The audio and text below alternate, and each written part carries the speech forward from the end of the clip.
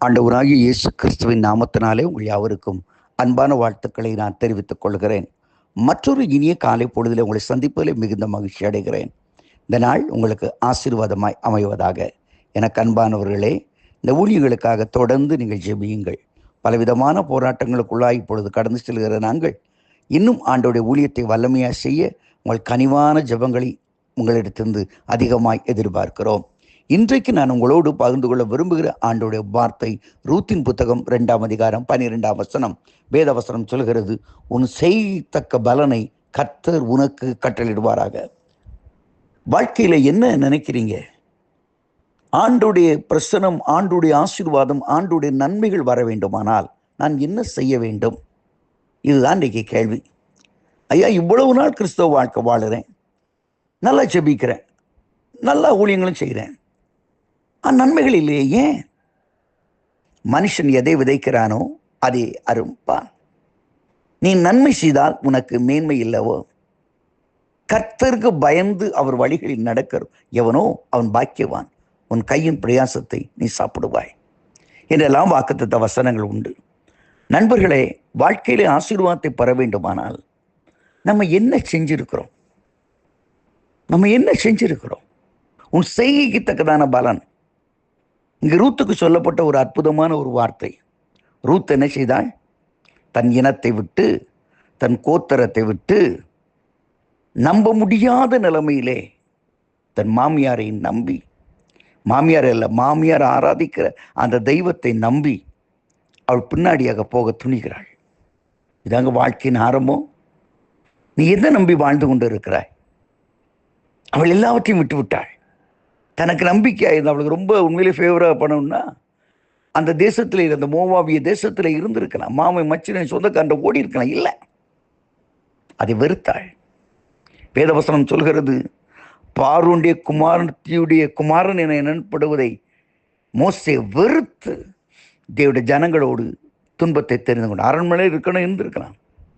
நான் பார்வோனுக்கு அரண்மனையில் இருக்கிற நான் ஒரு ராஜகுமாரன் சொல்லலாம். ஆனால் அதை வெறுத்து அதை வெறுத்து தள்ளிவிட்டு தேவனுடைய ஜனங்களோடு துன்பத்தை தெரிந்து கொண்டான் என்று எபிரேயர் 11:25 சொல்கிறது.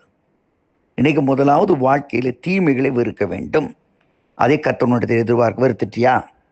தீமையான காரியங்களை விட்டுட்டியா? சில ஒன்று விடாமல் அப்படியே மேல் பூச்சாவே வாழ்ந்துக்கிட்டு இருப்பாங்க. அதெல்லாம் வேண்டாம். ஒன்ஸ் நம்ம ஒரு தீர்மானம் பண்ணிட்டோம்னா அதை விடணும். 2வது, பற்றி கொள்ளுதல். எதை பற்றி கொள்வதல்?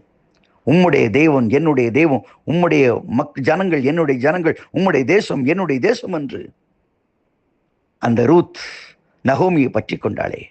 இதே போல கர்த்தர் தான் எனக்கு எல்லாம். He is everything. ஒரு பாட்டு போடுவேன். He is in everything.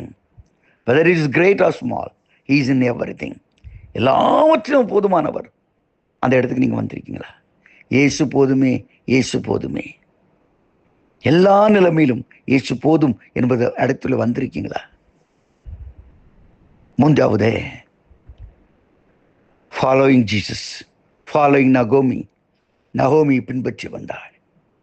என்னெல்லாம் சொன்னாலோ அப்படியே yes boss, no argument, no discussion. இல்லையா? அவள் டிஸ்கஸ் பண்ணியிருக்கலாமே. எங்கள் மாமியார் இப்படி சொல்கிறா, நாளை காலையில் நான் போகணுமாக்கோ, ஏக்கா சொல்லுங்க அப்படின்னு கேட்டிருக்கலாம். இல்லை, அப்படியே ஒரு பிளைண்ட் ஃபெய்த்தா என் மாமியார் வாக்கு கர்த்தருடைய வாக்கு என்று நம்பினாள். இன்னைக்கு ஆண்டவன்ட்ட எதிர்பார்க்கறது தான். எத்தனையோ வாக்குத்தத்தங்களை கொடுத்தாரு, எத்தனையோ வார்த்தைகளை கொடுத்தாரு. அதுக்கு நீ என்னம்மா ரெஸ்பான்ஸ் பண்ணியிருக்க? என்ன ரெஸ்பான்ஸ் பண்ணியிருக்க? எல்லாத்தையும் வாங்கி வச்சுக்கிட்டு நானும் இருக்கிறேன்னு சொல்கிறேன். எப்படியும் செய்கைக்கான பலன் கிடைக்கும். செய்கைக்கான பலன் வேணும்னா என்ன நம்ம சொல்கிறோமோ, ஆண்டவர் சொல்கிறாரோ அதை கீழ்ப்படியணும். கீழ்ப்படியாமல் எப்படி நமக்கு பலன் வரும்? இந்த காலையோட தீர்மானம் எடுப்ப. ஆண்டவரே, நீர் சொல்லும் அடியேன் கேட்கிறேன். சின்ன சாமுவேலுக்கு சொல்லப்பட்ட வார்த்தைகள் ஆண்டவர் சொல்றதுக்கு அப்படியே 100% நான் கீழ்ப்படிந்து நடப்பேன் என்னை தீர்மானம் செய்து பாருங்கள். இந்த செய்கைக்கான பலன் இயேசு கிறிஸ்துடைய வம்ச வழியிலே வருகின்ற மாபெரும் பாக்கியத்தை ரூத் பெற்றுக்கொண்டது போல உங்கள் வாழ்க்கையும், உங்கள் பிள்ளைகளுடைய வாழ்க்கையும், குடும்பத்தின் வாழ்க்கையும் சரித்திரம் பேசும்படியாக கர்த்தர் மாற்றி அமைப்பார். அப்படிப்பட்ட ஒரு இன்ப நாளாக இருக்க கர்த்தர் அருள் செய்வாராக. ஆமீன், ஆமீன்.